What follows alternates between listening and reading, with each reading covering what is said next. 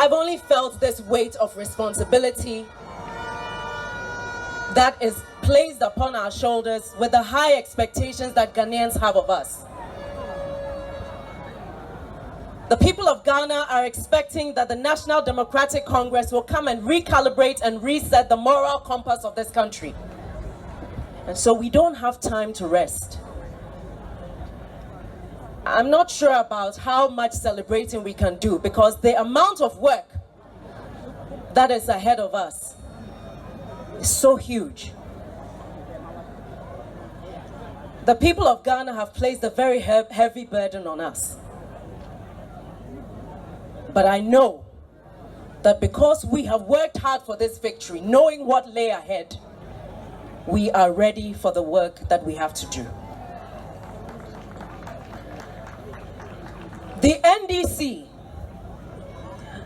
is inheriting a broken family, a wounded nation. This nation has become so polarized, it's hard to recognize ourselves anymore. A nation that has now been divided not on right and wrong, but on partisanship, on cronyism and corruption. Not a single aspect of our society has been spared from the tsunami of the NPP government of this 8 years. And so we each have a responsibility to play wherever we find ourselves, to restore, to reset, to recalibrate. Ghana has moved so far off course that His Excellency President-elect John Dramani Mahama will need the best people on board to steer this country back on track.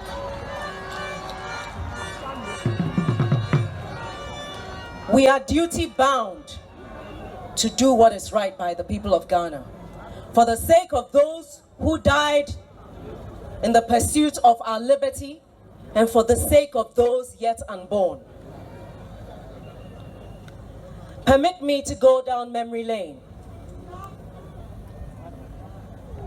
When in the 80s, millions of Ghanaians were forcibly expelled from Nigeria and arrived on the shores of Ghana, coming through our borders, the whole world expected Ghana to collapse. But that did not happen.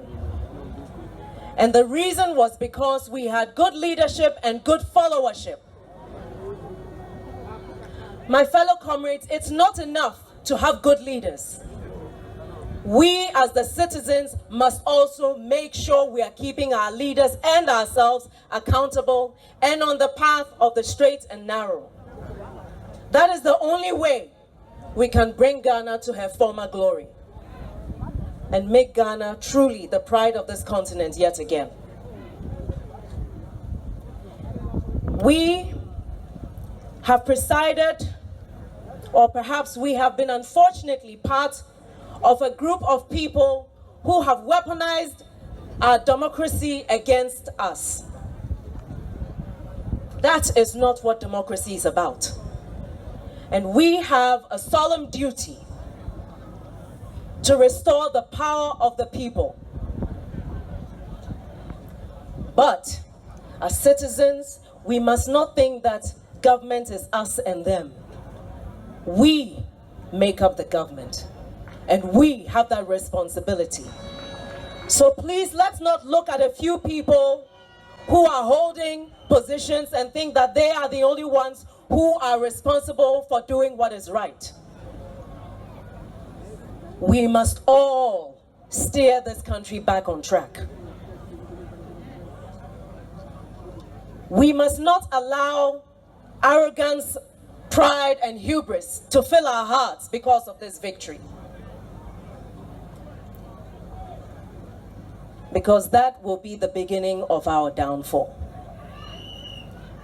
We must maintain that humility. We must maintain that integrity. We must maintain the principles on which the revolution was founded, which finally gave birth to this fourth republic that we are trying to restore.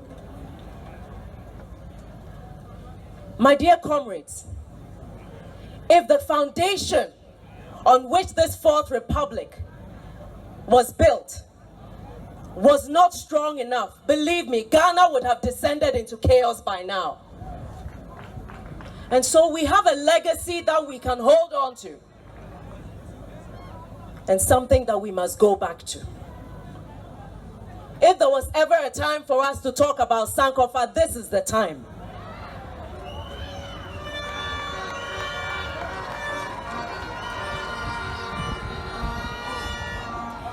We need to make sure that we have leadership with integrity from the top to the base. We must hold one another accountable. We must make sure that we reinstitute consequence management, which means that if we do so properly, this psyche that people have of impunity will finally be put to rest. People must be held accountable for what they do. And those who do the right thing must be recognized for doing the right thing. It's time we celebrated our heroes for doing the right thing.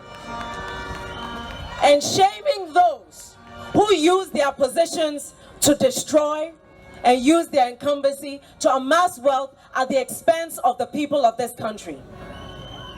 The resources of this country are not meant for one family, one ethnic group, and definitely not for one party. The mandate that the people of Ghana have given us is a sacred one and a solemn one. We are at a dangerous crossroads, at a time in our history where we are surrounded by unrest, where we are surrounded by democratic reversals. We need to show that the path that we are on is the path of righteousness and the path towards a sustainable future where the integrity and dignity of all Ghanaians is assured. That is what the NDC represents, and that is what the people of Ghana are expecting of us. So wherever you find yourself, whether you're a member or a sympathizer or an executive of the NDC, your job now and for the next 4 years is to be the conscience of the people of Ghana, playing on the minds of your representatives in government as we get sworn into office on the 7th of January.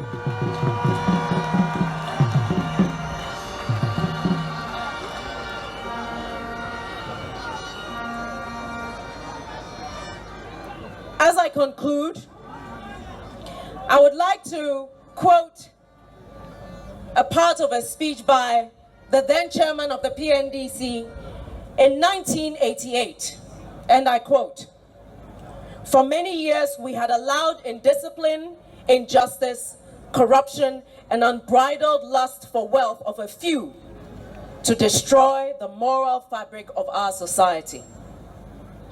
The obvious result of such widespread laxity was economic stagnation and social degeneration. But here lies the pride in being a Ghanaian. We know when enough is enough." And that is what the people of Ghana demonstrated on the 7th of December 2024 in voting the NPP out and telling them that enough is enough. Ladies and gentlemen, today is the last day of the year 2024. This is a day when we have our personal introspection about what the year has been for us and about what our hopes and aspirations are for the year ahead. As you take time out to reflect on your lives, I beg of you to do same for our beloved motherland, Ghana. Think about this country and what it has taken us to get to this point. Think about what it has taken for people in 8 years to bring us to our knees as a country. But how? By our defiance on the 7th of December, we rose up again and we are standing strong. Let us think about how, as a collective, sharing a vision of making this country a better place for ourselves, for the future generations, how we will work together with the common ideals laid down by our forebears, knowing that we may not necessarily reap the goodness that we may sow, but understanding that we do so with the choice of a legacy that we leave behind for the sake of the generations yet to come. Ladies and gentlemen, I wish you Godspeed. May God bless us all, and may God take us into the new year with the courage, the strength, the common vision, and our principles to carry this country into a better place than we have found it. Thank you very much, and God bless you all.